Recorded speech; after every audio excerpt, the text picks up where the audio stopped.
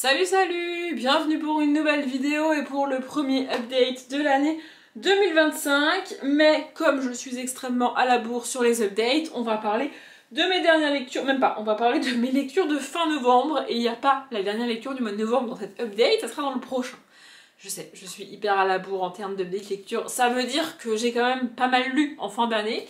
Mais du coup, je vous parlerai des lectures de Noël jusqu'à la fin du mois de janvier, peut-être même jusqu'au début février. Écoutez, c'est comme ça, c'est la vie. Et on n'est pas sur un update particulièrement ouf. On va commencer l'année avec un update assez nul, on va pas se mentir. Il n'y a qu'un seul livre que j'ai aimé et que j'ai terminé dans ce que je vais vous montrer aujourd'hui.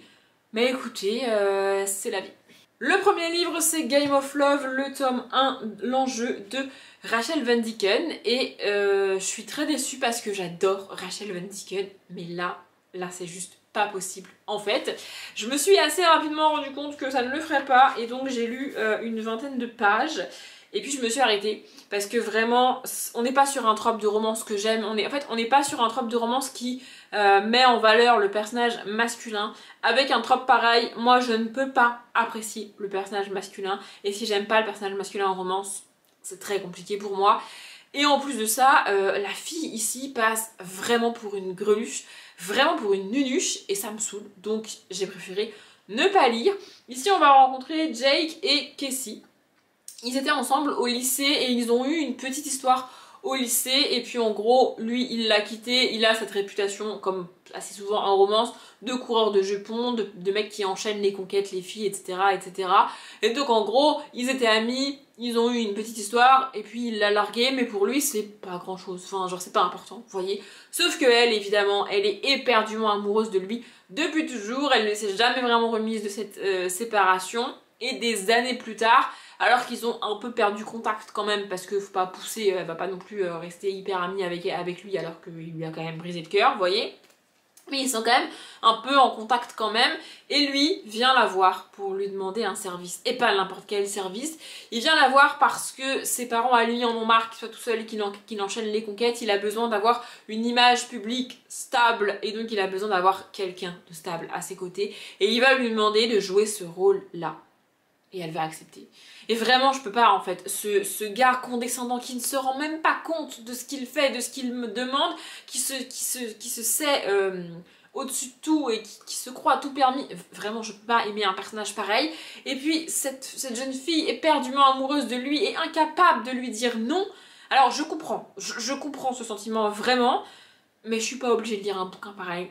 Donc je lis pas un bouquin pareil. Vraiment, ce trope-là, pour moi, c'est pas possible. Et je ne vois pas comment ça peut déboucher sur une relation saine entre les deux. Et en plus de ça, dans le résumé, on nous parle de son frère à lui. A priori, il va y avoir une histoire entre son frère à lui et elle. Donc un triangle amoureux entre les trois. Alors en fait, j'ai commencé ce bouquin là en me disant le triangle amoureux entre les deux frères et la fille, ça va être compliqué pour moi parce que tout ce qui est relation frère-sœur, en amour, etc., j'ai vraiment beaucoup de mal. Et en fait, avant même d'en arriver là, j'étais déjà pas convaincue par les personnages et par l'histoire. Donc je me suis dit, je vais pas chercher, je vais pas aller plus loin, c'est pas grave, ça me convient pas. C'est dommage parce que c'est un Rachel Van Deeken et j'adore Rachel Van Deeken, mais cette saga-là, c'est pas pour moi, ça le fait pas, donc tant pis. Voilà. Ensuite, j'ai tenté l'un des auteurs de fantasy française les plus connus, les plus reconnus. Je lirai probablement autre chose de lui. Mais je pense que je l'ai pas lu de la bonne manière, ce livre. Peut-être que c'était pas le bon moment. En tous les cas, c'est pas passé. Et donc, c'est Druide de Olivier Perru. J'ai quand même été assez loin. J'ai lu 169 pages.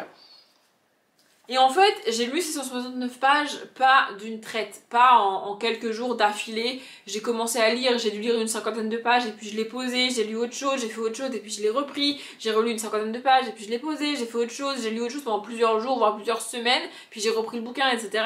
Donc en fait, j'ai entrecoupé moi-même ma lecture. C'est clairement pas la bonne méthode pour lire de la fantaisie adulte. Et puis, au bout d'un moment, en fait, j'ai regardé le bouquin en me disant... Ça fait des semaines que je suis dessus, je ne suis que là parce que j'ai lu autre chose et fait autre chose, donc c'est aussi ma faute.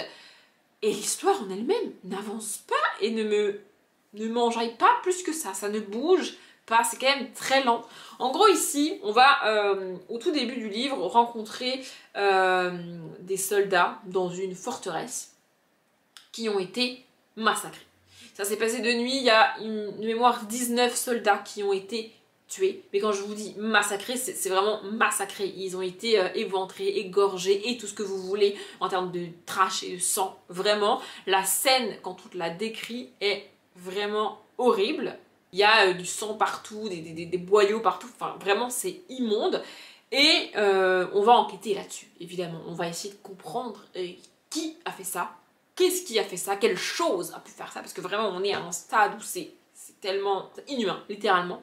Voilà. Et on est dans un royaume de fantasy, dans 2 royaumes de fantasy, du coup, avec 2 rois et 2 princes bien distincts, qui se font la guerre et qui sont en froid depuis des années maintenant. Et donc, évidemment, le roi du royaume dans lequel les soldats ont été massacrés est persuadé que c'est l'autre roi qui a massacré ces soldats. Et nous, on va suivre la caste des druides, donc, qui est envoyé sur place pour enquêter là-dessus. Le druide obtient un délai pour enquêter et essayer de prouver que c'est pas le roi accusé qui a commandité ces meurtres. C'est ça qu'on suit. Sauf que je trouve que c'est trop lent, qu'on n'avance pas des masses. L'univers est cool, les personnages sont sympas à suivre vraiment. Mais au bout d'un moment, en fait, j'ai tout simplement perdu patience et j'ai plus eu envie de continuer. Donc je me suis arrêtée. Je l'ai dit, je lirai autre chose de l'auteur, c'est sûr. Mais là ça m'a pas convaincue.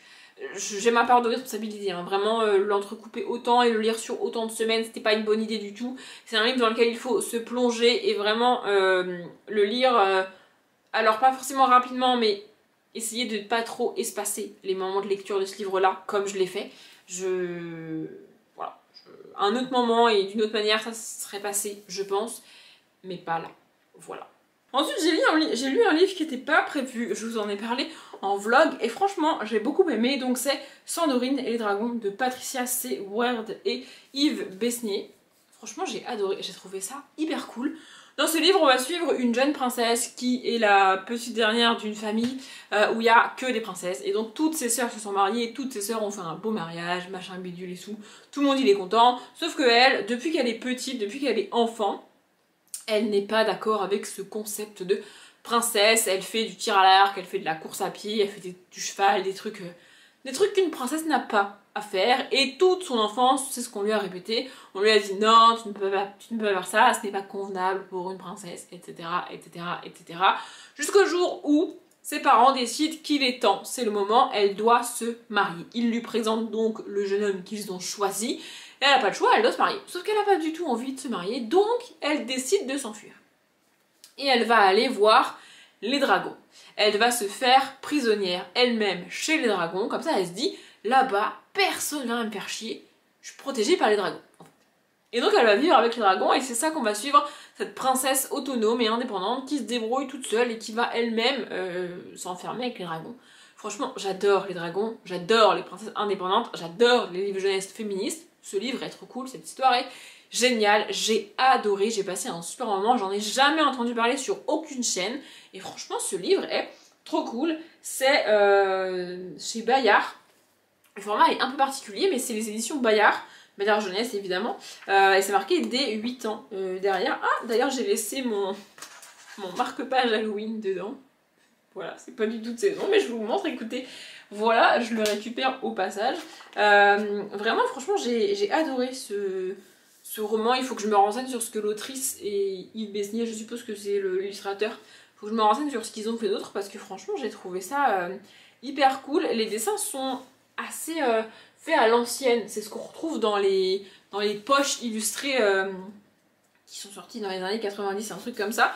Mais moi ça me dérange pas, j'aime bien ce trait un peu gros et un peu flou limite. Et vraiment j'ai adoré cette histoire, j'ai trouvé ça absolument génial, absolument merveilleux à suivre. Vraiment c'était trop cool, le personnage est vraiment chouette et on tombe pas dans le stéréotype un peu trop gros de la jeune femme indépendante. C'est vraiment bien fait, c'est vraiment bien dosé, c'est vraiment juste, j'ai trouvé. Et je vous recommande vraiment ce bouquin. Et on finit cette update avec un dernier échec comme je vous le disais. Pareil, peut-être qu'à un autre moment ça serait passé, j'aurais pu le reposer et le retenter à un autre moment, mais j'en ai pas envie. C'est donc Fallait pas me chercher de Emma Green. Et en fait, c'est juste pas ce que je voulais lire, vraiment. Moi je voulais lire une romance, un truc mignon, un truc fun, un truc sympa, un truc léger à lire. Et c'est pas du tout ce que j'ai. Et ce qui m'a réellement fait abandonner le bouquin et ce qui fait que je ne le retenterai pas à un autre moment, c'est les personnages. En gros, ici, on va suivre Nils et comment elle s'appelle, Valentine. Et on les rencontre dans la jungle de je sais plus quel pays. En gros, Valentine et sa meilleure amie sont partis en vacances dans le pays duquel est originaire sa meilleure amie. Je sais plus du tout c'est où, je suis désolée. Et elles ont été capturées, elles ont été faites prisonnières, elles sont enfermées dans une cabane en tôle, elles ont pas d'eau, il fait 40 degrés, même plus là-dedans, et elles sont séquestrées par des hommes pas hyper sympathiques, tu vois. Et au tout début de l'histoire, un jeune homme débarque et est enfermé avec elle, et en fait, c'est le complice de ceux qui vont les sortir de là. Et donc c'est ça qu'on suit, cette espèce de course-poursuite, de bagarre, Enfin, c'est pas du tout une romance, c'est pas un début de romance, on est sur un début de contemporain, de thriller à la limite, de policier, mais vraiment on n'est pas sur un début de romance. Vraiment il est question de course-poursuite, de bagarre, de tir de feu, de course-poursuite dans la jungle et de course à pied, et puis le van, enfin l'espèce de 4x4 qu'ils ont et va à toute vitesse. Vraiment il y a des scènes horribles, et puis il y a ces scènes au début dans la cabane en tôle où il fait chaud. Oui, j'étais en mode elle est où ma romance mignonne et sympathique? Je vois pas la romance, mais elle est où? Voilà, vraiment, donc ce début j'étais là, mais on est en romance là? C'est quoi ces scènes? C'est quoi ce truc? Vraiment je comprends pas. Et les personnages principaux donc qu'on va suivre et qui vont faire la romance, c'est Valentine et Nils, comme je vous le disais. Et alors, je sais pas, j'ai aucun atome crochu avec eux. En fait, au-delà du fait qu'on n'est pas du tout dans un début de romance selon moi, les personnages en eux-mêmes, j'accroche pas, je les apprécie pas particulièrement. J'ai du mal à me projeter sur une romance mignonne, sympathique et toute douce que je voulais, avec ce début en pleine jungle de je sais plus quel pays, avec des personnes qui te poursuivent et qui veulent te buter. Enfin, j'étais en mode quoi? Quoi? Vraiment, mon cerveau était en mode mais on dirait t'avais dit qu'on lisait une romance, c'est quoi ce truc? Vraiment, j'ai pas compris ce choix de début de romance.